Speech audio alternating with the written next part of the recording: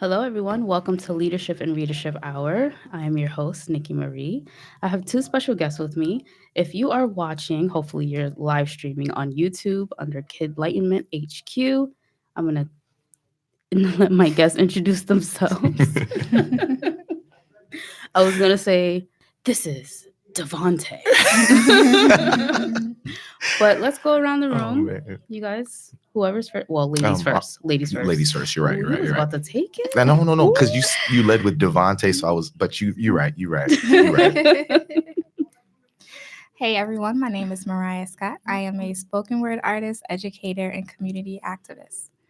And my name is Dante Burgess. I am a motivational speaker and actor. Nice. Where are you guys from originally? I am originally from Milwaukee, Wisconsin. Whoa. I'm not as unique. I'm originally from Brooklyn.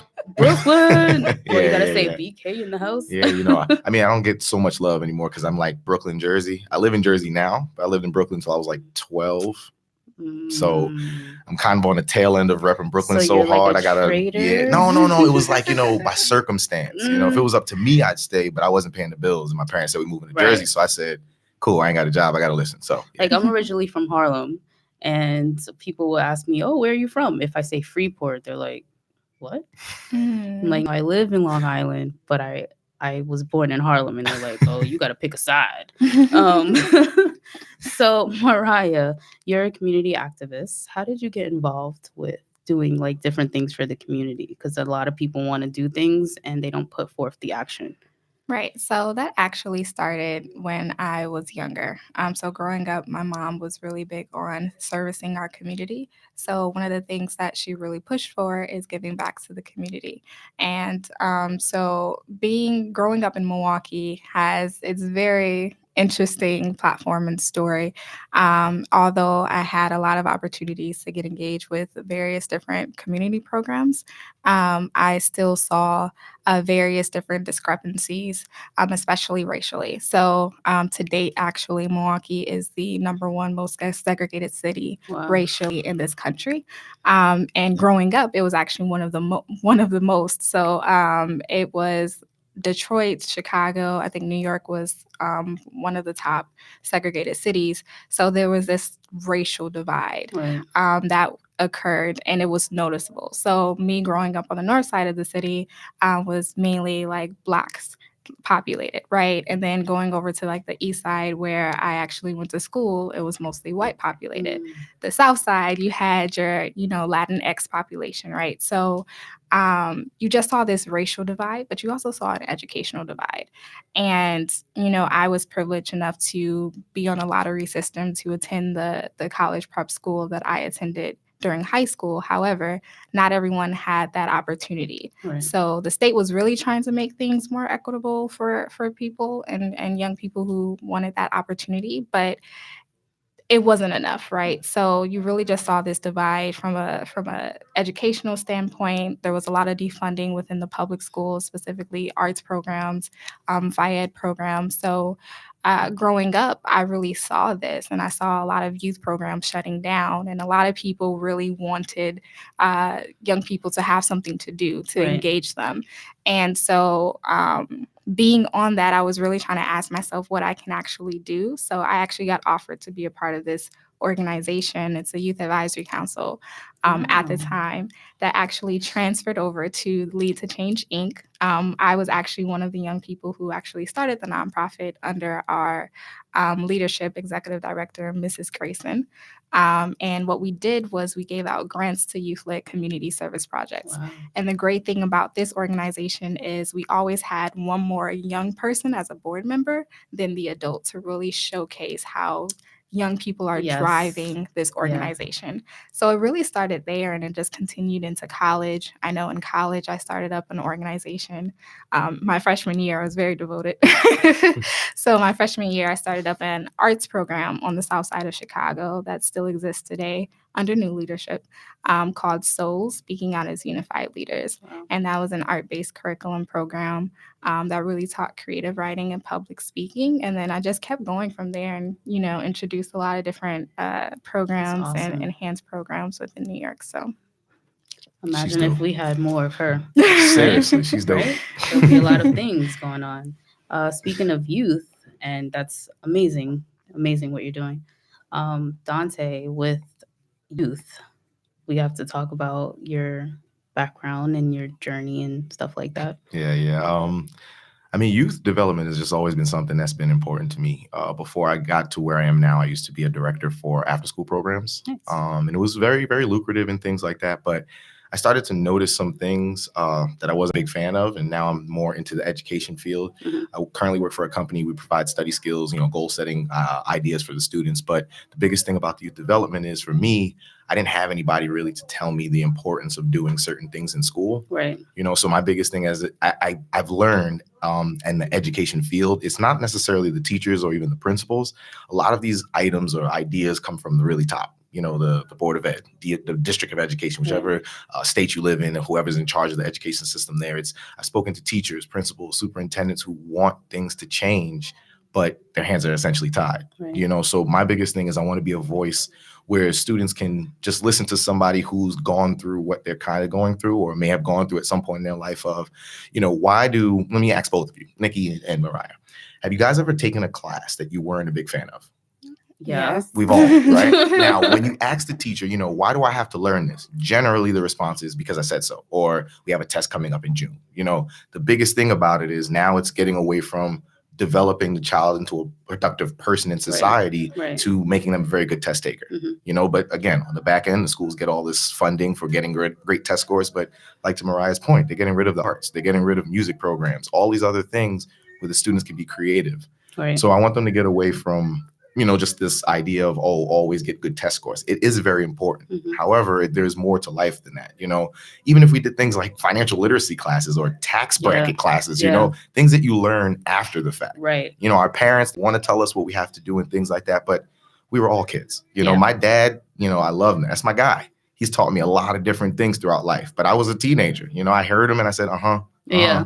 But I'm one of Like those most people. of us. Yeah, he's saying these things, and I'm like, Dad, you don't know what you're talking about. You're older. Right. Mind you, he's gone through all of this before. Right. But I'm one of those guys that I have to learn the hard way. So I had to go through it, and I'm like, oh, that's why he said to do it. Okay. So my biggest thing is I just want to be that kind of bridge, having the students or even just younger generation understand that it is okay and you can figure these things out. The reason why you're taking that math class that you don't like, it's not so you can get these test scores. It's so you can work on your critical thinking, your analysis skills. So when you find a goal that you have for yourself and you come into a brick wall, Mhm. you won't look at it and go, well, there's my dream. It's Right. gone. You'll look at it Right. and say, okay, well, this avenue that I traveled doesn't work. Right. But based on that time that I worked through that math class that I hated, my critical thinking skills are through the roof. Right. So now, no matter what, if I run into this brick wall, I can go this way, I can go that way, I can figure it out.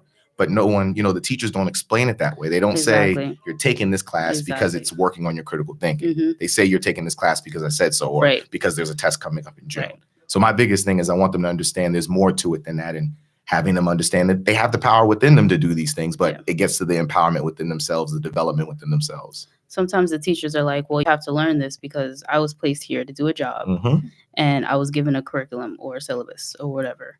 And this is what they told me you have to learn. So this is what I'm giving you. Mhm. And then that's it. And like, oh, but are we going to use this in the real world? So that's the next question. But so I want to let everyone know what you guys have in common. You're both here and dun, dun, dun, dun, finish the sentence. I did a lot of talking. Well, just now, I know so if you Mariah wanna- because Well, no, actually, me and Mariah met through. Both of us are currently on the Youth Empowerment Show, but we've met and kind of had conversations amongst ourselves, and at least the similarities I see between the two of us is our drive to want to help the community. Mhm. And that's one of the things that I feel like that we are on the same page with. Right. She's her realm that she's traveling. She's a lot more involved with the community than I am. But it's very admirable. She does these things, and it's one of those works that doesn't always give her a pat on the back, but she knows that she has to do it, Right. and that kind of drive coming from somebody, it's like kind of rubs off on you sometimes. So That's like even true. when we have That's conversations, true. I'm Yeah. like, Mariah, I don't know if I could do this. She's like, Dante, hear me. Just put a camera in front of your face, say some things really quickly, and they'll listen to you. Like even when we're talking about this, You have to tell everyone your YouTube. You have a YouTube channel. Yes, I do. I Okay. do. You can follow me on YouTube. Dante Burgess is where you can look it up. I have a couple of videos. I'm on the building process of it. But like I said, motivational speaking is really something I'm trying to get into. So we can talk more about that. But Mariah, I feel like, again, I feel like I'm doing a lot of talking. And Mariah's just like, What do you think we have in common? You're so funny. Honestly, just to piggyback off of what you said, and I'm just thinking about the conversation that we had in the car that night. It's really more so really kind of like coming together and finding solutions for reoccurring problems that exist, especially among young people. Yeah. And really just kind of pushing platforms that not only provide a voice, but gives them actual steps in order to achieve their various different career goals and things of that nature, social emotional wellness, that really kind of like align with progression. And I feel like that's something that we really connected with in discussion. And I think that's really important because a lot of people want to talk about motivation and they want to show you all these little beautiful YouTube videos that are coupled up and be like, you can do it. Every motivational speaker, right? You can do it.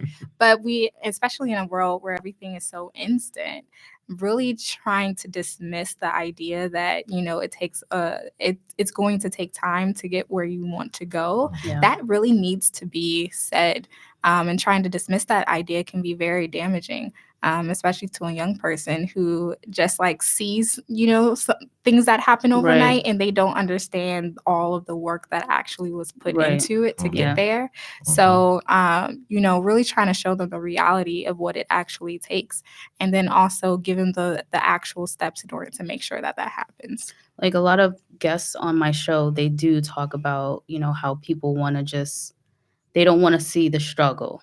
They don't want to see all of that you had to go through. They want to see the finished product. Right. And a lot of times it is social media. It's like you're going to show all the glitz and glamour. You have the Instagram models, you have the filters, you have all these other things.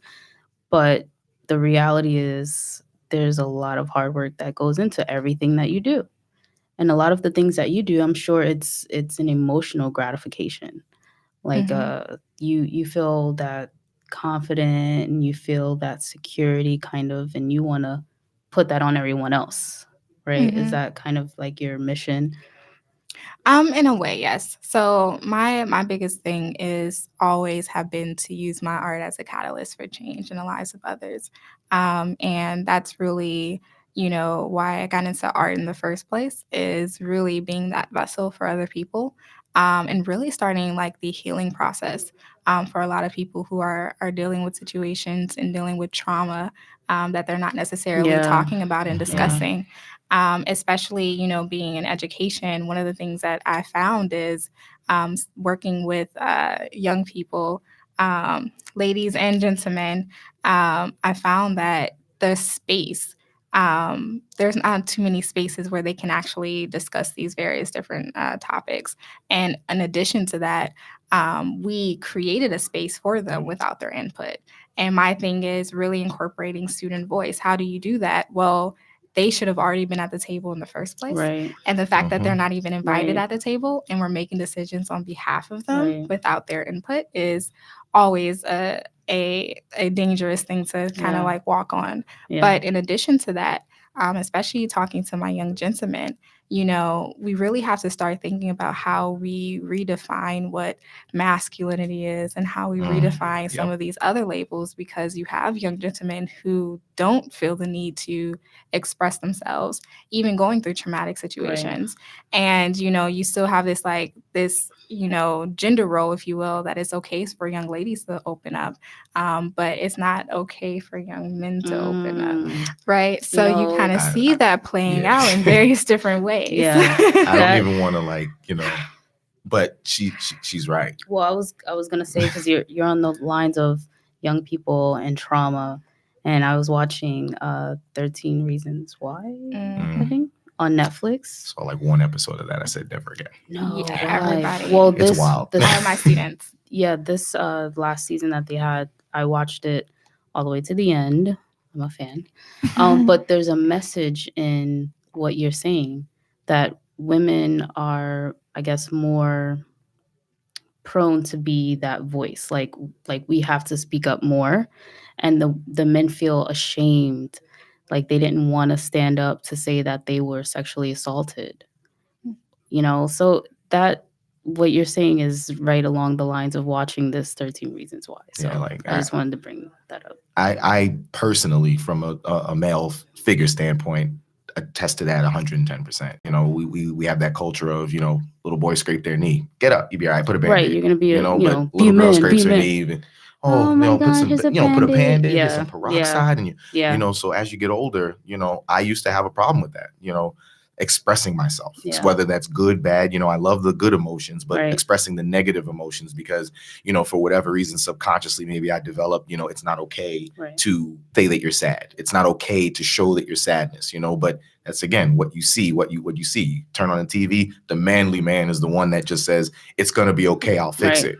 You don't Right. see him crying and things like that. Right. And, if a man does cry, it's, oh, look at him. He's being, A a baby or whatever yeah. the case may be, and that's not okay, and I feel like a lot of reasons as to why the younger generation, especially our young Black men, they're facing it all fronts. Mhm. There some students, they grow up in nicer neighborhoods, and sometimes they feel like they're not Black enough to be there and they're not white enough to be there, and that's a whole other conversation, but exactly what Mariah said, it really hits home, as somebody who's kind of gotten past those subconscious traumas, at least for the most part. Right. It's like you can understand as to why sometimes you don't want to express it. Right. Maybe I expressed one and someone told me, no, Dante, that's not real. And it's like, no, but it is. Like, I'm trying to tell you that it's real. Right. So then I develop, well, I'll just keep it to myself then, because you're not going to care anyway. Right. And then we get all these news reports of men going crazy on their wives and Yeah. stuff. And these are They people had you to say you hold it love, in. They had to hold it in too long, and then they just exploded. Yeah. And we have to, and in addition to that, we have to be very cautious, like you were saying, when we do offer a space, making sure that that space isn't, like an entrapment of, Mhm. oh, you're going to open up, but I'm Mhm. going to combat everything that you Yes. say. Right. That's not okay either. So if we're going to offer these spaces, we have to come with a vessel, being a vessel of listeners, and not someone who's going to shame people for Right. actually opening up. Because Right. what you do have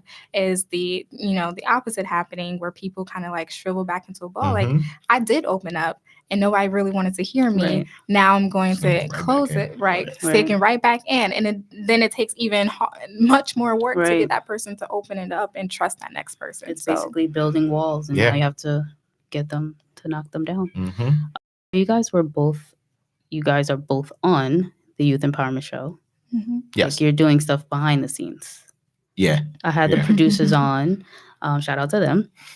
Yeah, those are guys right there. Shout out to Carl Schneidermarv. I know he probably got Yes, glasses yes. on somewhere. That Yeah, man got glasses pretty on much, everywhere. pretty much. And he's very chill. I'm like, I'm gonna call Yeah. you Smooth Marv. But what are some of the amazing things that you guys have experienced being on the show? So I go first all the time. You go first this right. time. It's always like, who goes we first? were literally about to go first Yeah. at the same time. So one of the things that I really appreciate is, and this is always probably going to be my reasoning because it was the reason why I decided to be a part of the show, is the positive impact with the young people. Being able to provide a platform where young people feel as if they're comfortable, feel as if they're supported, is extremely important. And seeing that has really been eye-opening, just to see a platform that resonates like that. So just being, a beneficiary to the young people is always where I'm going to continue to go back to. Yeah. Yeah, that's the same reason why I got into it. I remember just being there as an audience member. Just the platform, like Mariah was saying, it's a very free space. They do the king and queen for the day. Yeah, that's awesome. We've had students go up there and cry. They'll get the crown and like, oh my God, I feel so good to myself. It means something, and it's to them. amazing. Yeah. It's the overall message of what we're trying to do is just bring the empowerment. Once you believe in yourself, I'm beautiful, I'm smart, I'm courageous, I know all these things. You can do anything. Yeah. You can do anything. So I just love the message. It's all about empowering the youth so that they can empower the next generation and so forth and so on. It's amazing how many things are out there now for us versus when I was younger. I was in the house most of the time. reading books and writing poetry.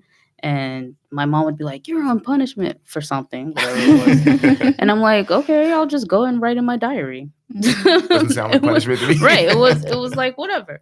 But there's so many things, especially social media, that everything is just within your grasp. But what are some of the downfalls of social media, especially when it comes to young children and mid adults? I mean, middle age. yeah, exactly. Like I was saying, that comparison. Yeah, so comparison is something that, people my age, millennials, are dealing with.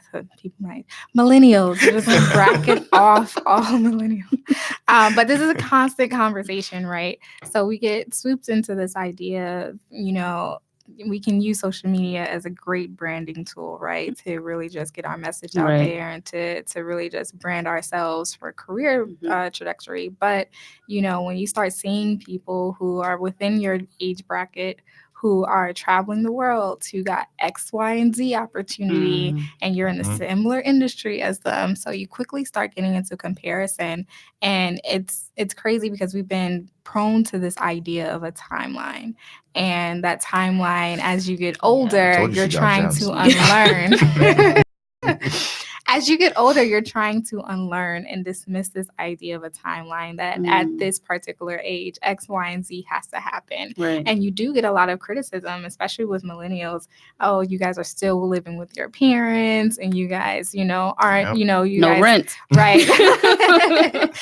Sounds smart to me. Mama, right? You guys are, and it's crazy because when I first got to New York, my first position was assistant director out in Queens, and I was interacting with one of my colleagues who, she was a part of the baby boomer generation, and she was just scolding the millennials for, saying that, well, honestly, you guys, Trump is in office, and if Trump is in office, you guys shouldn't be complaining about it. You guys can't do anything about it. And I was like, well, if everybody thought about that during every single year of their lives, Right. we will totally not progress. Right. So, right. I was like, I don't think that we should settle for the way things are if there needs to be improvement made. Right. And even if it's incremental change, it's still change at the end of the day.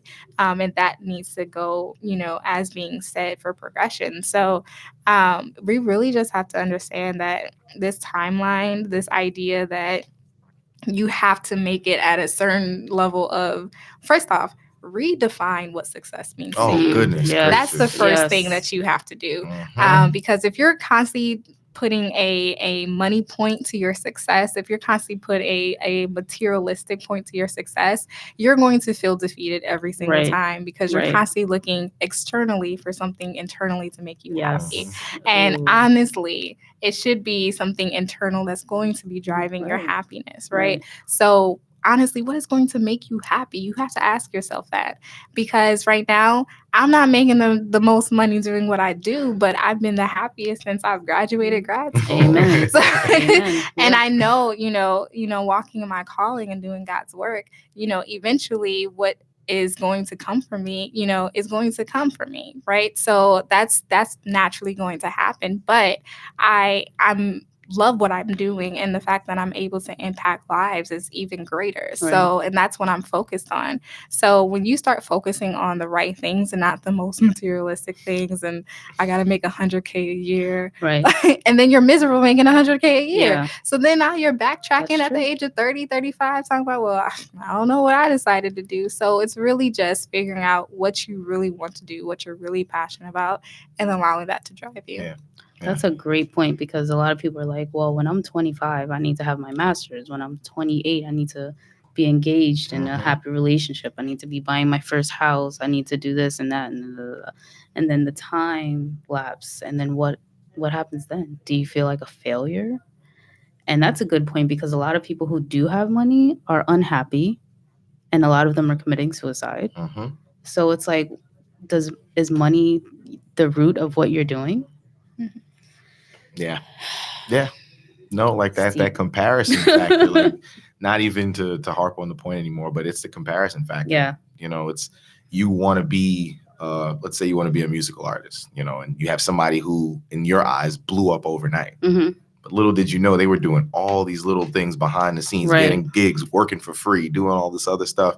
And then they got, found or whatever. Right. But they were in the work before they got in front of the lights, But we have a culture of that instant gratification. So we think, I've never heard this person a day in my life. Perfect example, Lil Nas X. He had that Old Town Road song. He was apparently making music on Twitter before he even got discovered. He never intended for the Old Town Old Town Road song to go as viral as it did. He reaped the benefits of it, but that wasn't his intention. He just really likes music, and that just happened. Yeah. That happens all the time. Yeah. But some people, they just look at, this person is they did it for like a year and they blew up.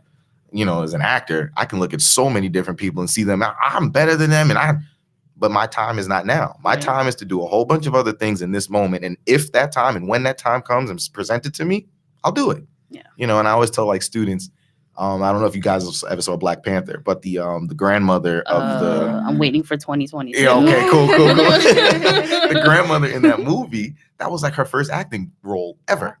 And she's like in her 90s, so I'm just saying it to say, like, I always tell the students, always have that optimism, that hope. Right. Your time will come when your time comes. Exactly. Just enjoy the ride, do what you got to do now. Enjoy the ride, because when you get there, then you're going to be worrying about all this other stuff that you don't have to worry about right now, True. But we don't get bogged down and look at the smell the roses while they're still here kind of thing. Yeah. Wow. Well, Mariah has some spoken word stuff going on, some events. Mm-hmm. So let's talk about that. What's coming up next for you? So I actually have an event coming up on September 26th. It is in downtown Brooklyn at Amarachi Restaurant. Yes. So is that where everybody's like this? Like there's... Honestly, I mean, it's what we're really giving you is a platform that services creatives from the tri-state area, right? And through this platform, we encourage artists to partake in original content that really align with our mission of empowerment and innovation. The event is called Be Moved, a performing arts event. And what we really are trying to establish, because I was asked, what do you want to accomplish from this event? And that should be your title. And I was like, I want people to be moved. Oh. That's really what it is. I want people to be moved. Yeah. And that's how we ended up with Be Moved, the actual title. So we're actually anticipating close to 100 people to be at this event. Man, you guys, I'm nervous the entire time. But it's really a collective. We have various different artists from the tri-state area who's going to be performing raps, poetry. I'm going to be performing as well, doing my own set, debut even live with my band. Nice. Yeah, so we're doing a form of jazz poetry. And it's really going to be a great time. It's a lot of great vibes, great music. If you love jazz, if you love a good time, if you love being around amazing people and networking, it's definitely the event for you. Well, tell everyone where they can get more information or follow. Yes. So, of course, you can follow me on Instagram. That is my personal account. You can also follow the official page. So the official page is at BEB_moved _2019 . And you can also follow me personally on my personal page at Mariah, MARIAH, the letter N as in Nancy, SCOTT. Both of those pages are going to have more information in regards to how you can purchase tickets, updates about the event. We do have a early bird special that's happening until next weekend. So for the low price of $15, the whole ad, right? You can go ahead and you can purchase a ticket. We do have general admission and VIP tickets as well. Nice. So for Dante, I'm gonna start with you. Yeah. What was the last book you read? The last book I read, 7 Habits of Effective People. Nice. Yeah, that's a really good read. I'm on plan or step at this point, I guess, step 4. Okay. It's all about creating new habits, creating different mindsets. I didn't realize how bad of a habit it is. I was telling Mariah this. I had parents that I love them. I will never talk bad about my parents, but I was that kid that my parents say, yeah, I just want to let it be known before someone says Dante really hates his parents. No, I love my parents, but have these rules, don't turn on the TV before I get home from work. And I would say, okay. And then I turn on the TV before they come home from work. And then, that whole thing would continue. But I didn't realize, just watching TV sometimes, like what you watch really shapes your mind. Yes. It really helps cultivate that lazy culture. Yes. And that's what I mean when talking to students and explaining to them the importance. The 7 Habits of Effective People is one of the most like eye-opening books. Like little things like making your bed before you leave out of the house can change your entire day. And you don't realize it because little things like making the bed is making you be mindful of that moment. In that moment, I have to make my bed, but it's not about making the bed. It's about when you're doing these other things, you're creating a goal, you're creating something. Now you've created a habit of being very attentive to the details. Gotcha. So like making your bed in the morning every single day. Now, when you don't do it, you might miss out on something else in your organization. So yeah, that's a really, really good read. And it's helping me plan out what I want to do for my goals. Yeah. Because my goal used to be, I want to help the community. It's a very broad goal. Yeah. So now I've limited it down to not just helping the community, but help changing the mindsets of the community, because it's not just about, hey, I'm up here telling you a story, motivate yourself, go home and go to sleep. No, it's about me getting up here to not motivate you, but you listen to what I'm saying and you feel what I'm saying and you motivate yourself. I've made a lot of mistakes and I know that I have, but I'm getting better. I don't look at what I've made the mistakes of. I'm looking at the potentials of what can happen. There's so many people who get bogged down on 2 years ago, I used to be, that was 2 years ago. There's people you could change overnight. Yeah. And this book really helped me kind of look at it and go, I can change overnight. So sometimes I don't speak my mind.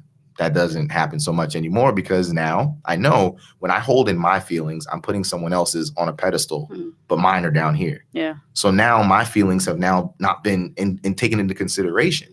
But in my mind, it was, I'm being a nice person and I want to care about your feelings over mine.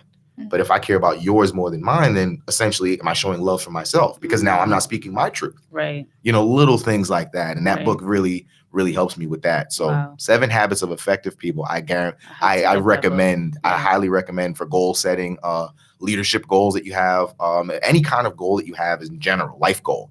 That's the book to read. Wow. In my opinion. And Mariah. So my last book, it's a different type of self-help, right? It's actually Becoming by Michelle Obama. I gotta get that. I hear nothing but great things. It's actually really great. It's really great. It's not exactly what I intended. I didn't expect her to talk about her relationship with Barack Obama for a good portion of it. Wow. Is just highlighting that. And just understanding, the type of strain that can put, that separation can put on the family. Yeah.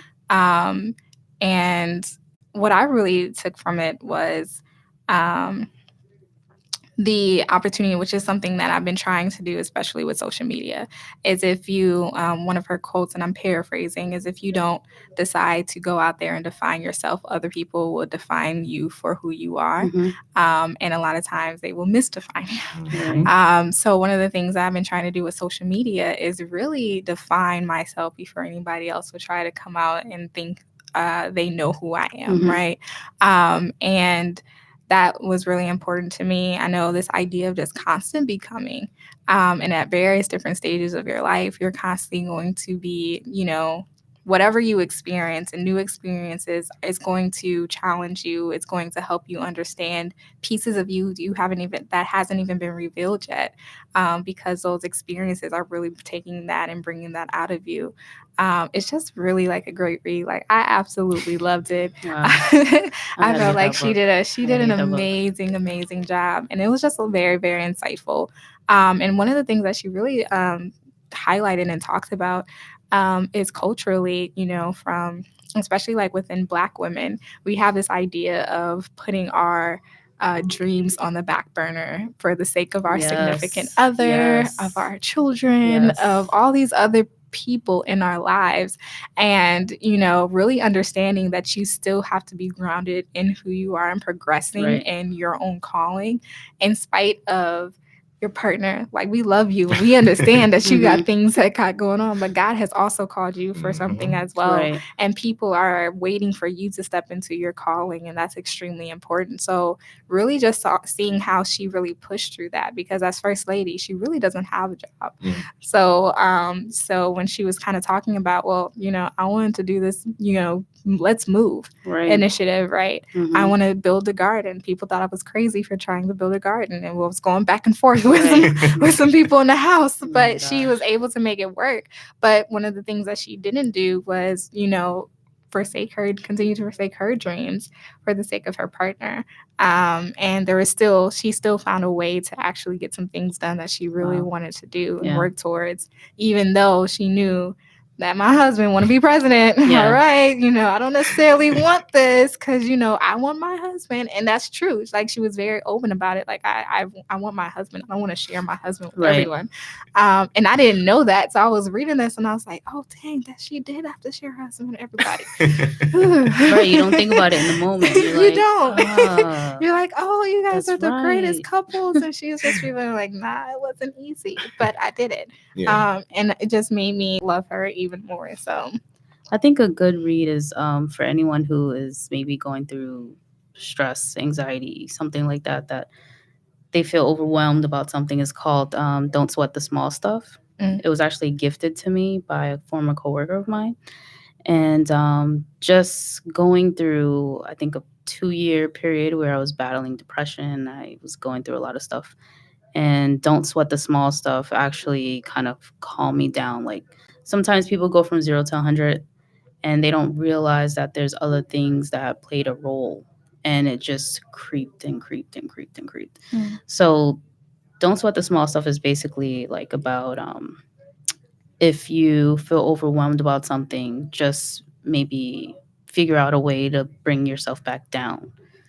So a lot of times I count, or I'll go outside and maybe run, or I'll just hang out with my kids. And it's stressful enough, like being a podcaster and a financial aid advisor, and sometimes I hear a lot of people's problems.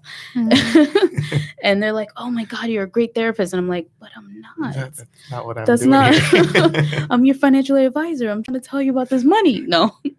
But I think that's a great read. But I also want to give you guys just a few minutes of, like, what is the biggest takeaway that you've had that motivated you in your life? And maybe if you went through challenges, how you were able to conquer those and move forward. So I'll start with Any, many, I'll miny, start. mo. No, I can start. Dante. No, so kind of to your point about depression. I'm 29 now, but I went through a bit of a depressive period. 27, it's about 2 years, about a year and a half. During that time, it was rough. I moved out. I moved in with my girlfriend, and getting money together and things like that. It was one of those eye-opening experiences, and again, kind of having those life lessons happen at the same time. And then there was a time where I always tell students, never do what I do, but I wasn't happy at my job, so I left. But I had a lot of money saved up at the time. So in my mind, I'm like, cool, I'm going to find me and I'm going to do these things. And then, quickly that was like, dag, I need to figure this thing out, this whole life thing out and stuff. And I found acting, I found speaking. And it was through those moments of my hardships is what I realized I don't want anybody to go through what I'm going through.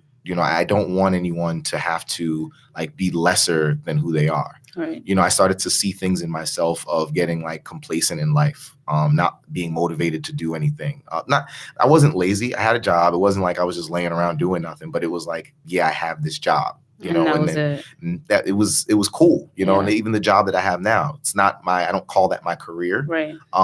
That's my job. I love what I do, giving back to the community in that way, providing study skills and things of that nature, but it's not like my end goal. And people would ask me when I worked at my previous job as a director, what do you want to be? The question would always be, CEO. Because in my mind, systemically, you're a director, then you become the branch, and you work your way up. Right. But it wasn't like, I want to be, it was like, yeah, I want to do, because that's what I wanted to do, because it made sense.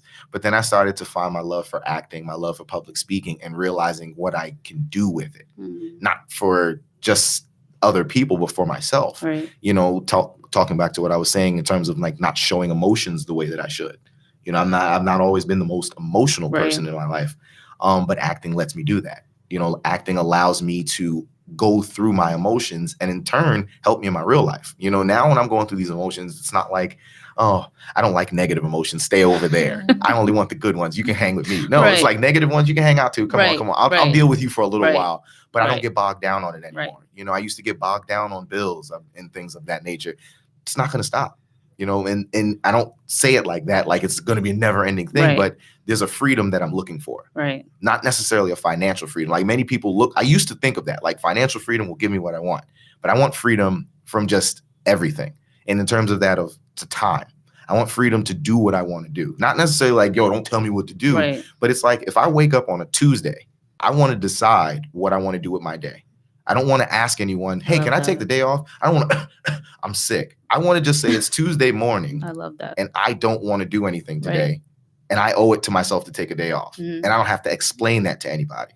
But before, it was like, no, if I do this, and I can do, I've grown out of that. And that's why I'm creating a platform for myself with my speaking and my acting, because I want people to know you can get through it. It's going to be rough. Like, it's not, I haven't figured it out all the way, but it's nowhere near as rough as it was 2 years ago. The person that I am today is not who I was 2 years ago. And I'm happy to say that, so I just want people to know that they can get through it, but they have to believe and empower themselves, find a goal, find a motivating factor. So my motivation essentially came from wanting better for my life.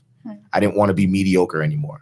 I have a talk that I'm developing called Breaking Out of Mediocrity, the tips to goal setting and leadership.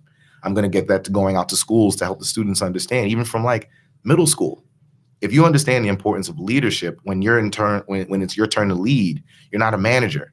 A lot of people don't understand the difference between a leader and a manager. A manager is somebody who says, hey, you do this, you do this, you do this, you do this. A leader says, I'm going to do this while you guys do this. And while you do this, you do that. You lead by example. But that's, again, another thing that's not taught in school. So students don't like teamwork because, oh, I feel like I'm doing everything. You probably have a leader's mentality and you're working with a bunch of sheep that don't want to work. So you need a leader in a leader's group, so you have all these people working together. You don't have perfect example. Jay-Z and Dame Dash, they don't hang out anymore because Jay saw Dame while I was watching a documentary. He said Dame Dash went to this meeting, was just bugging out. Jay-Z looked at him and said, yeah, I can't work with this guy no more. And look at where he is now.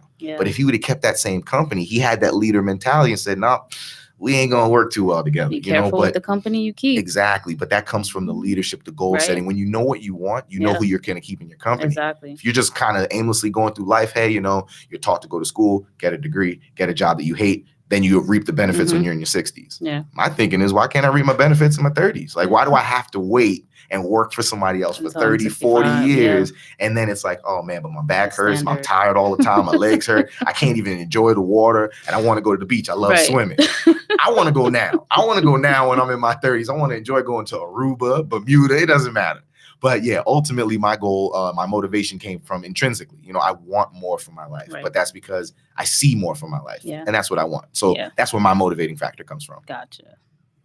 So I want to talk about 2 quick points. The first one is one of the things that I had to understand earlier on, especially making a shift out to the East Coast, is putting what support systems that I need to put into place in order to keep progressing when life happens. And I think that's really important because, in the midst of us being extremely motivated, sometimes we're extremely motivated when things are going well. But what happens when, things aren't going as well? And we really have to understand what support systems we're going to need when we have to deal with like death in the family, when we're, sick, right? When we're financially not stable as we want to be. All of those things really does throw us a curveball, and it really does get us off focus. So we really have to establish what that looks like for us. The second thing that I wanted to do, or what I had to establish for myself, and it really came about towards the end of last year and in the beginning of this year, is understanding what it means to say yes to myself. I've been saying yes to everyone else and pushing everyone else's dreams and making sure that they are able to accomplish their goals. And I really didn't give 110% to myself. So I was trying to figure out what that looks like for me. And then I also had to ask myself, in the process, how far am I willing to go? And I constantly kept that in mind because that really showed me how successful I was going to be in this endeavor. Right. So, there are days where I'm just like, all right, we're going to keep going. All right, we're going to keep chugging. That's totally fine.